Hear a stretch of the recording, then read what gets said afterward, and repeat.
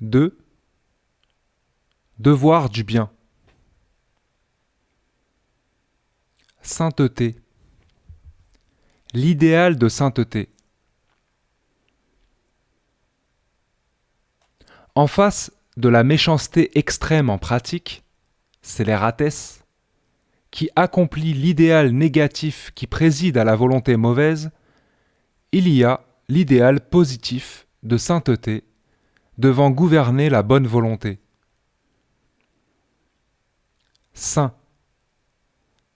C'est ce que serait l'homme si tous ses actes étaient le fruit de maximes rapportées à la loi du devoir, à l'impératif catégorique de bien faire. Il est d'autres idéals. L'immortalité de l'âme, la création du monde et l'existence de Dieu. À ceci, la faculté morale, volonté, impose d'y croire fermement, bien qu'on n'en ait aucune expérience en ce monde. L'idéal de sainteté est tout autre et unique en son genre. C'est bien un idéal, puisqu'il ne peut exister de saint accompli en ce monde.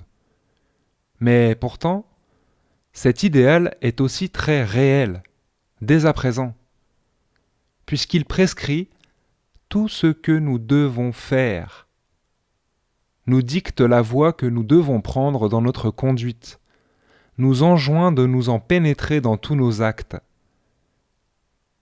L'idéal de sainteté est pratique. En effet, j'appelle pratique tout ce qui est possible par la liberté. Dieu, saint absolu. Il n'y a qu'un mystère, c'est Dieu en lui-même. Mais nous pouvons très bien concevoir Dieu par son attribut essentiel, la moralité sans borne. À ce titre, en tant que saint absolu, Dieu intelligible pour nous, il est son propre Fils unique, l'âme de la personne première, moi. Par suite, c'est ce saint absolu que l'on doit dire créateur. La création devant être le miroir reflétant la lumière divine. Enfin, au sein de la création, c'est en l'humanité que la sainteté divine est venue s'insinuer comme idéal réel, sans qu'on puisse comprendre comment elle a pu habiter une créature mortelle. Mais la nécessité pratique de cet idéal en nous est incontestable, de sorte qu'il nous faut en rendre compte par une image, la sainteté absolue s'abaissant jusqu'à s'humaniser, afin que l'humanité puisse se diviniser, s'élever jusqu'à Dieu. Par cet idéal réel de sainteté, nous savons tout ce que nous avons besoin de savoir sur Dieu. Nous prenons connaissance de sa volonté, et dans l'obéissance à cette volonté, nous aimons Dieu de la seule manière qui soit digne de lui. Enfin, par notre proclamation de l'attribut essentiel de Dieu, nous nous élevons jusqu'au seuil de son mystère. Bref, par notre adhésion effective à l'idéal de sainteté qui se trouve en nous, nous possédons le seul et vrai moyen de nous faire enfants de Dieu, et donc de nous trouver en l'autre monde parmi ses agréés. Le type de saint, Josué. Dans notre condition de mortels, où nous sommes dépendants de penchants et de besoins, notre idéal moral doit prendre appui sur un type concret qui lui correspondrait. Ce type sera celui du héros parfait du bien, Josué, se montrant tout à la fois un pur animal humain par un côté et le saint absolu lui-même par un autre côté. d'où les plus violents et incessants combats acceptés qu'on lui verra livrer, jusqu'à la mort la plus infâme, contre le penchant au mal. Et ceci tournant finalement à son triomphe, dans la perfection morale, pour le bien même de ses ennemis. C'est ce besoin que nous avons du type parfait d'un héros du bien qui a fait adopter le mythe d'une incarnation de Dieu dans le temps de ce monde. Bref, seul l'homme qui a foi en l'idéal réel du saint absolu et qui, dans sa conduite, suivrait fidèlement l'exemple du héros parfait du bien, lui seul est en droit de se croire digne de la bienveillance de Dieu.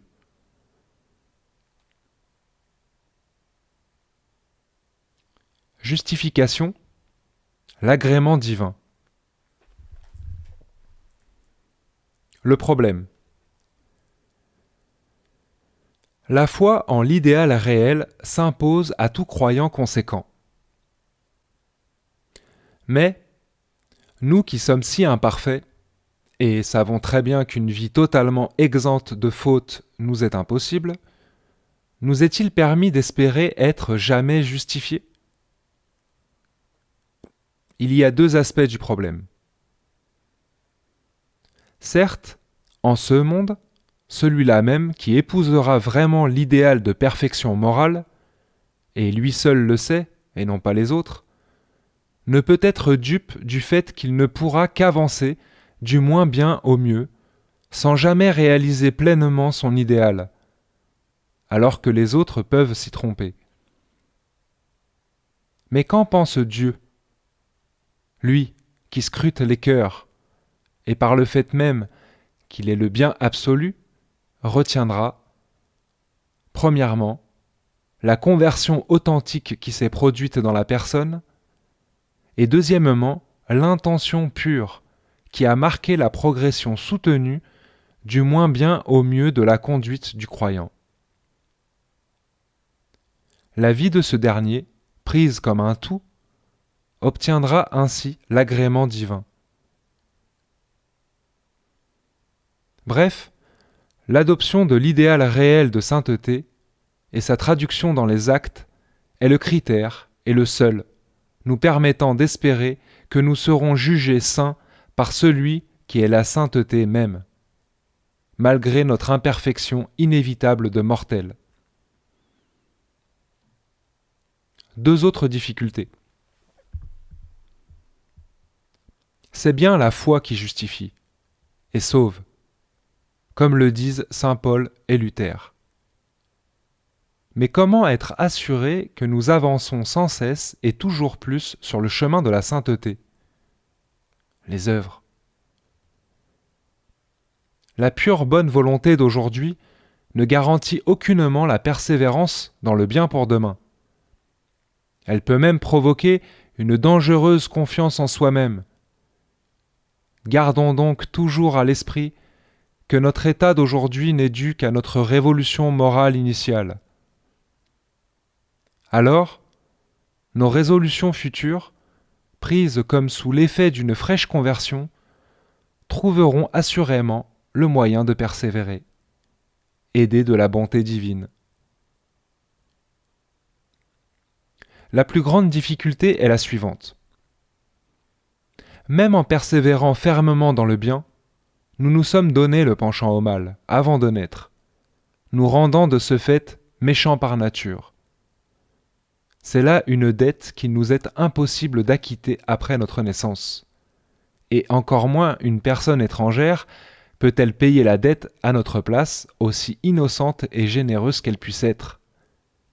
Confère rançon de Jésus-Christ pour nous. Alors, la réponse à cette difficulté est celle-ci. D'une part, Dieu veut effectivement que tout mal soit puni. D'autre part, en quoi consiste finalement la conversion ? C'est un sacrifice en soi. Le dépouillement du vieil homme pour revêtir le nouveau. En cela, chaque converti se trouve être un Josué mortel. Sa décision est prise de punir sans relâche sa liberté souillée par le penchant au mal.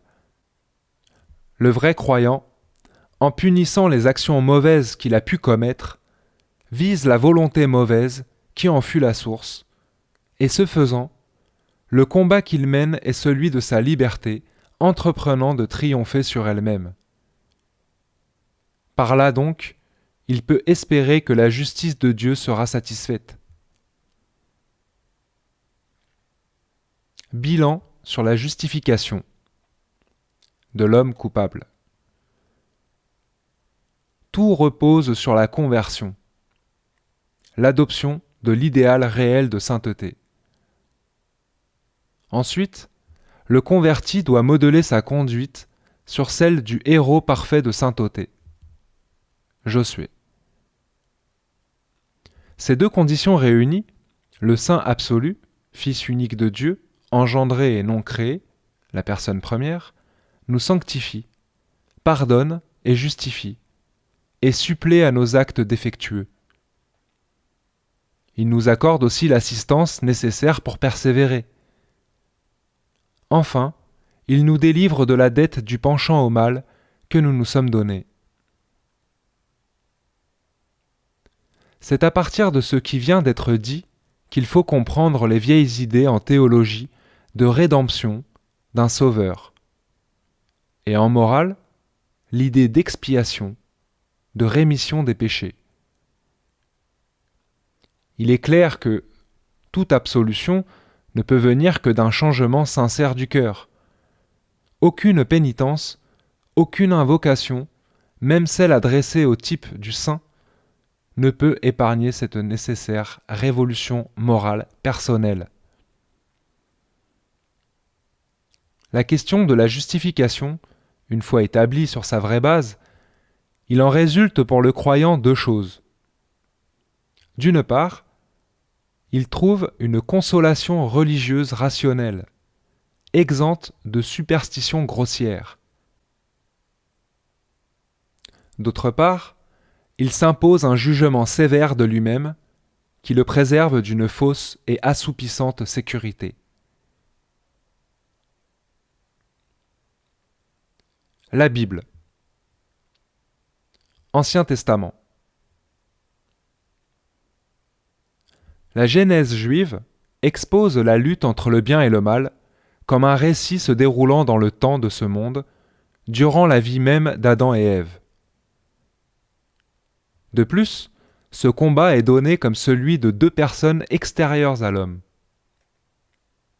Dieu et le diable, alors qu'il s'agit de deux dispositions intérieures à l'homme, aussi opposées que le ciel et l'enfer.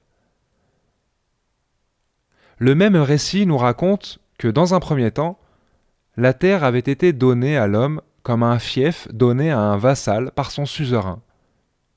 Puis, dans un second temps, Dieu ayant dû dépouiller un autre de ses vassaux, devenu félon de son domaine qui était le ciel, ce dernier, Satan, entreprit de conquérir la terre.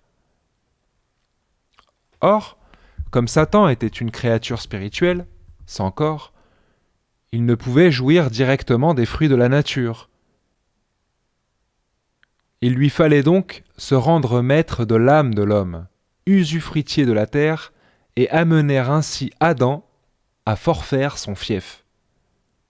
Et c'est ce qui arriva. Satan devint le prince de ce monde, comme dit Jean en chapitre 12, verset 31. Et comme Adam fut le père de l'espèce humaine, en chacun de ses descendants, le penchant au mal prima sur l'impératif du bien. Cependant, selon l'Ancien Testament, Dieu fit en sorte que la loi du devoir fût conservée chez les Hébreux, au moins dans le cadre d'une théocratie où le nom de Dieu était crié publiquement. Mais l'âme de ce peuple ne renfermait que des motifs sensuels, et les fils d'Abraham n'étaient capables que d'une obéissance aveugle à des décrets. Par suite, la conduite des Juifs n'était faite que de contraintes extérieures et de rituels fatigants, sans aucune considération morale. Dans une telle situation, l'empire des ténèbres n'avait guère de soucis à se faire. Nouveau Testament. Il arriva que le peuple juif devint mûr pour une révolution religieuse, celle du christianisme. Pour cela, un homme extraordinaire se leva parmi eux. D'un côté, sa sagesse semblait divine, et de l'autre côté, sa personne était on ne peut plus naturelle. Mais avec cette seule réserve qu'il paraissait en tout point tel Adam dans son premier état d'innocence. Du coup, ce Josué le Nazaréen, étant totalement étranger au pacte conclu entre Satan et l'Adam félon, le chef de ce monde vit son empire en grand péril. Que fit donc Satan ? Il proposa d'abord à Josué de devenir son comparse, de se faire son vassal dans la domination du mal. Mais cette combine ne marcha pas. Alors, Satan suscita contre Josué toutes les persécutions possibles qu'une personne dont la volonté est entièrement bonne peut endurer. La pureté de ses intentions fut calomniée à l'extrême, et pour finir, la mort la plus infâme lui fut infligée. Heureusement, la franchise sans faille et la persévérance indomptable de Josué condamnèrent à jamais les misérables Juifs dont il ne voulait pourtant que le bien. Le récit de l'Évangile nous offre une illustration du héros parfait du bien qui nous sera toujours précieuse. Nous y trouvons exposé crûment l'opposition qu'il y a entre la liberté que connaissent les agréés de l'autre monde et l'esclavage dont souffrent tous les habitants de ce monde. Et puis, alors que les siens, les Juifs, ont haï Josué, il y eut des chrétiens qui l'ont aimé et ont appris qu'il pouvait se faire enfant de Dieu. C'est ainsi qu'il y eut un vrai Israël, des disciples résolus à imiter la conduite de Josué, faisant face à des forcenés partisans de l'esclavage moral que Dieu condamne désormais à l'oubli total. Voilà ce que pensèrent les vrais fidèles de Jésus-Christ.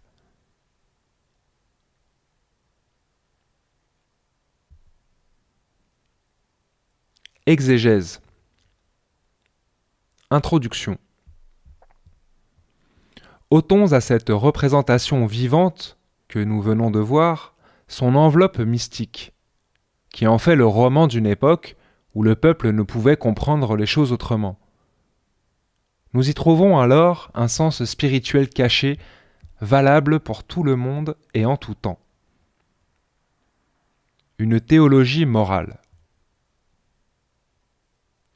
L'idéal réel de sainteté se trouve en tout homme, et celui-ci doit tout faire pour le réaliser. Le côté naturel de l'homme en ce monde n'y met aucun obstacle, contrairement à ce qu'on a prétendu jusqu'à nos jours. Et pour la bonne raison que le désir du bonheur est légitime, pourvu qu'il soit subordonné au devoir moral.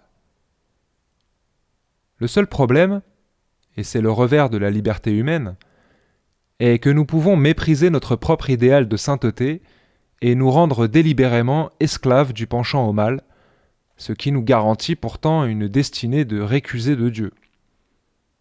Mais il dépend de chacun de se convertir, et donc d'entreprendre de subjuguer ce même penchant et du même coup de purifier sa liberté.